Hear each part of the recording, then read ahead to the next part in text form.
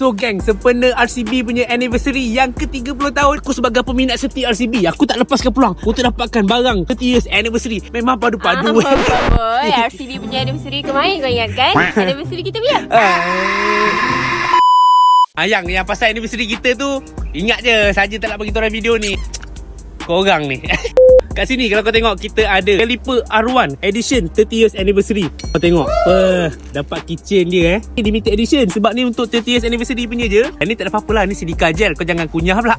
Dia punya tema memang hitam merah. What special about this dengan R1 biasa? Kau tengok kat sini. Yang ni yang biasa punya tak ada tau. Limited edition SAS. Nampak tu? Limited edition R1 brake caliper, serial number. Kad ni bukan plastik tau, besi ni, besi. Nampak tu?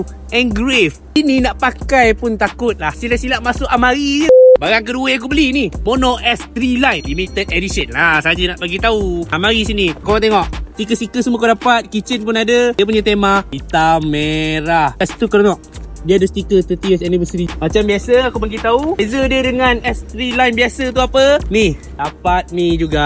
Ada serial number and kat belakang ni gambar mono. Ini semua ukiran tau.